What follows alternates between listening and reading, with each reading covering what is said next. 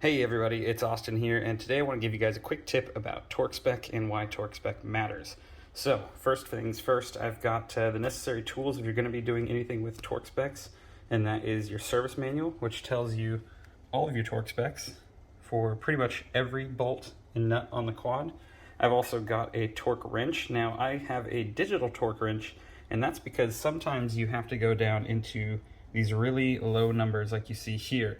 Those numbers don't necessarily show up on some of the more mechanical torque wrenches, but with these digital torque wrenches you can go down to a super low number. You can see I've got it at 48.25 right now, but you can go down, I think on this one is clear, far down as like 5 foot-pounds here. So it is perfect for doing stuff like this. Now let's talk about why torque spec matters specifically on the machine. So first and foremost, torque spec is important for your motor.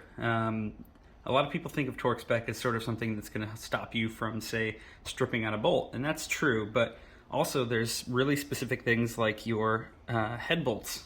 You need to get the torque spec right on those, because that's what's going to make sure that your cylinder head gasket and all your pressures and everything's correct in there. So torque spec is really important in the motor, but it's also really important in the chassis. Let's look at suspension. So say with this shock here, I believe the top torque spec is 40 foot-pounds, the bottom is 29.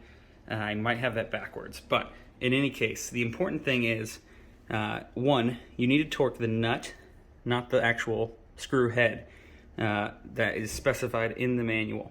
And you want to make sure that these are torqued to the manual specifications, because if you just tighten this down, say by hand, you can actually end up making your suspension too loose or too tight. So if I was to go over the recommended torque spec here, it would create more clamping pressure on this shock, and the shock's not going to want to move as easily. It's also going to cause premature wear on some of the bearings or bushings and things like that in any kind of suspension component, whether it's the shock, the A-arms, a linkage, anything like that. Now, if you go too loose, you're going to make your shock feel softer, but it's also going to maybe vibrate more. It's going to cause premature wear as well. So you really need to follow these torque specs, because they're going to make sure your suspension works properly, and they're going to make sure that your parts last as long as possible. Now, one last thing I want to talk about is checking your torque spec. So say you go around, you put all these in torque, and then you go out and ride. Well, sometimes things move. That's pretty natural.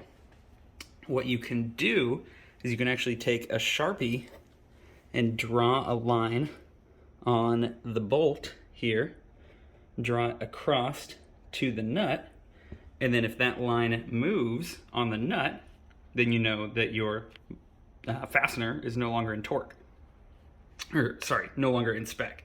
So that's a little tip for you guys. Make sure you follow your torque spec, check your torque regularly, make sure everything is correctly done, and your suspension and your engine will thank you.